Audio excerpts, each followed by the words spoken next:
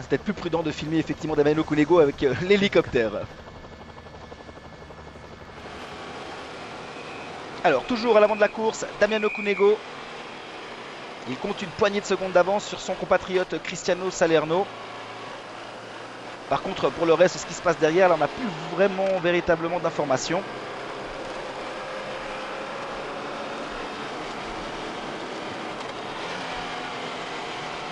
Des images toujours très spectaculaires de cette descente. C'est une course de moto là. 16 secondes sur le maillot jaune. Alors, ça veut dire qu'ils ont réalisé un début de descente absolument incroyable. Ça me paraît bizarre. Parce qu'on le rappelle, hein, le groupe maillot jaune pointait à 43 secondes de Damiano Cunego au moment du passage au Grand Prix de la Montagne.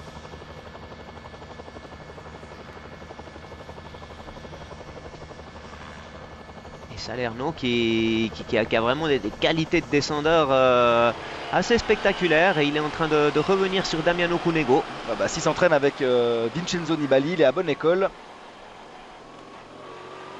Nibali, l'un des tout meilleurs descendeurs du peloton.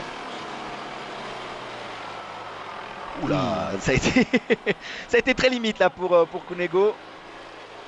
Il était surpris par cette flaque d'eau. C'est vrai qu'on a toujours peur au niveau de l'adhérence de ce type de descente très, très rapide lorsqu'on arrive sur une flaque comme ça.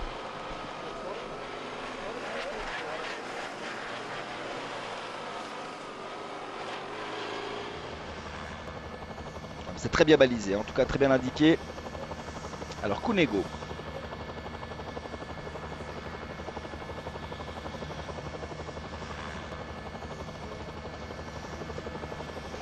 Il semble avoir vu un coureur dans une position un petit peu délicate sur une barrière. C'était une image très furtive. On ne sait plus trop où on en est, Salerno.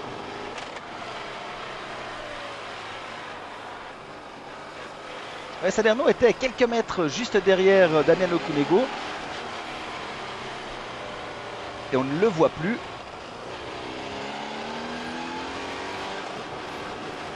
Encore 5 km hein, pour Damiano Cunego. Alors effectivement, on nous annonce une chute. Et ce serait vraisemblablement bel et bien Salerno ou Sagan. Le tout droit. Et c'est Salerno. Hein. Salerno qui... Oh, il est déjà en plus complètement marqué. Hein. C'était pas les images de la chute. Hein. Il a dû chuter auparavant. Une image qui a dû échapper aux caméras de télévision. Mais quand on voit l'état de son maillot, eh ben, on se rend compte qu'il a dû peut-être chuter violemment. Il a pris tous les risques, donc on le disait, il revenait sur Damiano Cunego qui est pourtant en train de faire une descente assez spectaculaire, donc il a tout risqué. C'est un jeune coureur, une possibilité d'une victoire d'étape au bout. Malheureusement pour lui, il a chuté. On espère qu'il s'est juste fait peur, qu'il n'est pas blessé. Oula! Il l'a vraiment pris à la corde, presque un peu trop.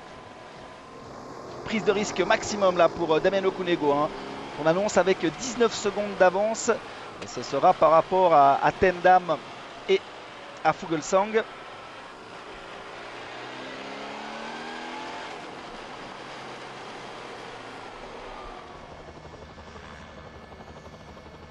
C'est vrai qu'on peut quand même saluer le travail des pilotes de ces motos.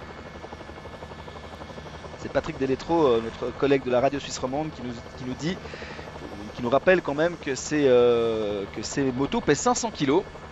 Lui qui a été justement sur la moto lors du Tour de Romandie. Tendam, le voici. Par contre, il n'est plus en compagnie de Fuglsang. Et derrière Damiano Cunego, on a vu un coureur de l'équipe Lampre. Liquigas. Un coureur de l'équipe Liquigas. Est-ce que c'était Sagan? Bah, probablement, ils étaient deux.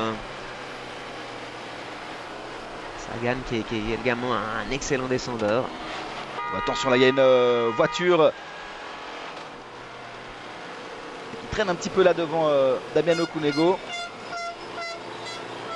Une petite pression là quand même pour le pilote. Ah bah là, il doit descendre à fond. Attention, attention, il va y avoir une jonction. Il va y avoir une jonction entre Damiano Cunego et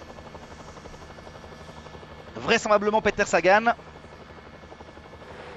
Peter Sagan qui avait quand même perdu pas mal de temps au sommet, une bonne vingtaine de secondes.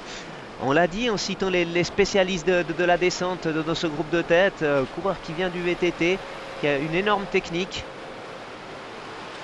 Et il est en train de faire la jonction.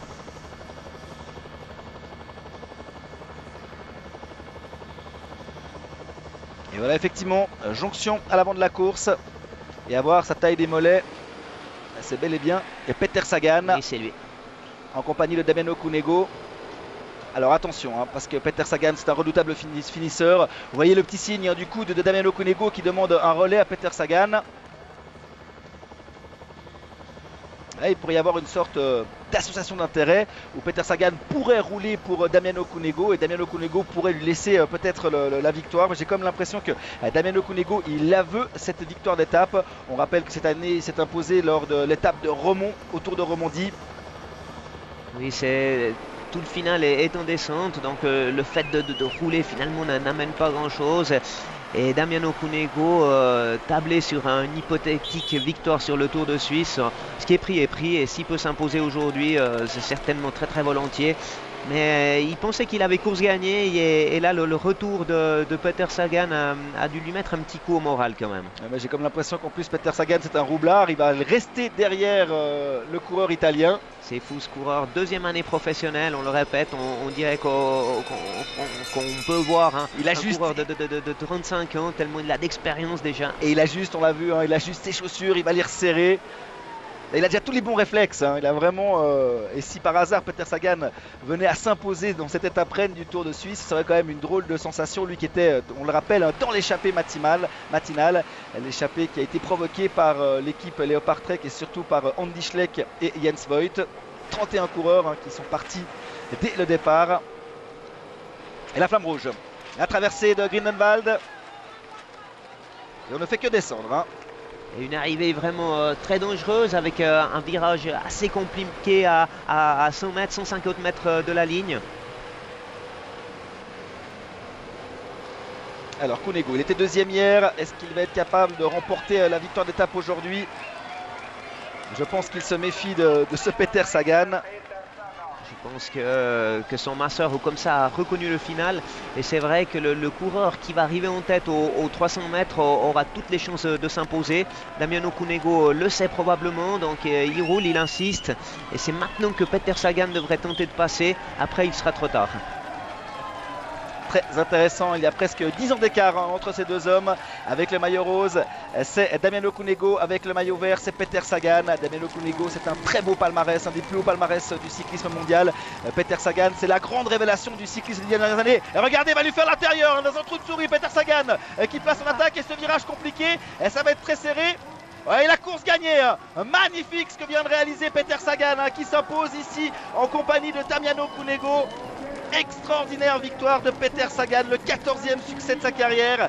Et Damiano Cunego, il termine 2 fois deuxième en 2 jours. Il va se consoler, pas sûr que ce soit véritablement une consolation pour lui, avec le maillot jaune.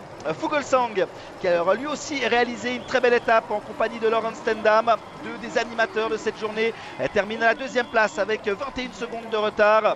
Mais alors un très grand coup de chapeau à Peter Sagan.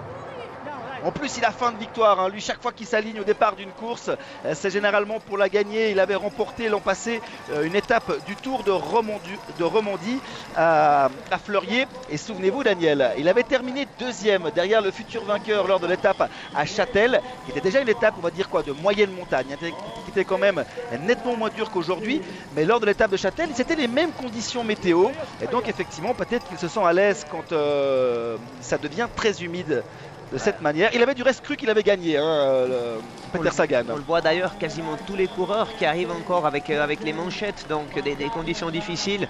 Lui, il a le maillot manche courte, donc il ne souffre pas du froid. C'est vrai que c'est un coureur assez massif qui vient du nord. Il apprécie ces conditions, il aime ça. Mais c'est vrai qu'aujourd'hui, il nous a bluffé. On connaissait ses qualités énormes. Donc, un talent pur, un diamant brut, comme on dit de lui. Mais là, il commence vraiment à être poli. Donc, gagner une étape de montagne comme aujourd'hui, avec la grande Scheidegg au milieu, un col de très haute montagne. Cette maîtrise tactique. Donc, il s'est un petit peu laissé décrocher sur le haut. Et Lappheimer, je vous interromps Daniel, parce que Lappheimer a égaré du temps par rapport aux meilleurs. On a vu passer avec 1 minute 10 de retard TJ Van Garderen ainsi que le groupe maillot jaune, légèrement distancé. Donc Levi Lappheimer qui est venu égarer quelques précieuses secondes dans le petit du classement général. Et là, à 2 minutes, les deux coureurs suisses, Matthias Frank et Johan Chop, que vous avez ici à l'image, qui terminent avec 2 minutes de retard. Poursuivez Daniel, excusez-moi. Je disais, cette maîtrise tactique, technique, donc pour réussir à revenir dans la descente sur Damiano Cunego. Et après ce sprint tellement bien négocié, donc comme un vieux roublard contre un Damiano Cunego qui est finalement un spécialiste de ce final d'étape, qui a une belle pointe de vitesse, qui est également un coureur très très malin. Il s'est joué de lui comme d'un cadet, donc vraiment une victoire spectaculaire, incroyable d'un coureur dont on va reparler longuement ces prochaines années. Peter Sagan, deuxième succès de sa carrière sur les routes helvétiques. C'est tout simplement sa 6e victoire de la saison. Juste ça. Le Tour de Sardaigne avec 3 étapes et une étape au Tour de Californie. Et Damiano Cunego qui a l'air fâché. Et il est fâché, Damiano Cunego. Il n'a même pas regardé son adversaire, pas une poignée de main pour le féliciter. Il y croyait à cette victoire. Ah.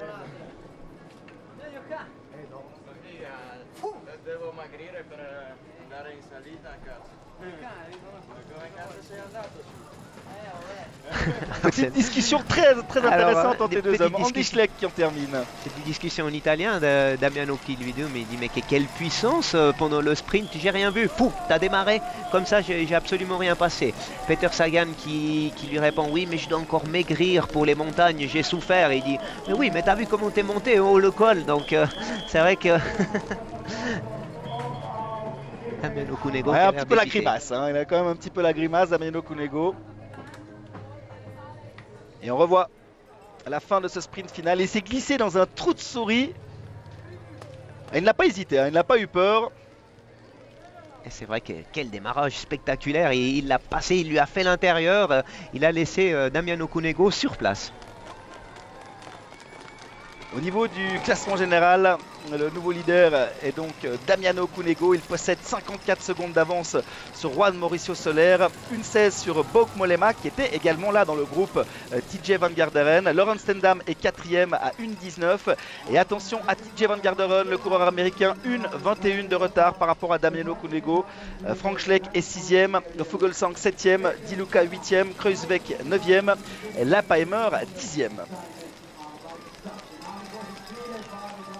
Alors quel devrait être le socle d'avance pour Damiano Cunego par rapport à un coureur comme TJ Van Garderen dans l'optique de l'ultime chrono de 32 km? À 32 km, Damiano Cunego affiche ici une condition physique assez incroyable, donc il va pouvoir limiter les dégâts. Mais sur un spécialiste, 4-5 secondes au kilomètre, c'est le tarif. Mettons 4 secondes, 30 km, ça fait 2 minutes. Donc là c'est limite. Donc Damiano Cunego ne peut pas s'endormir sur les acquis. Il doit encore attaquer ces prochains jours dans les étapes de montagne, tenter de creuser l'écart sur les spécialistes du contre-la-montre s'il veut avoir une chance de s'imposer sur ce Tour de Suisse.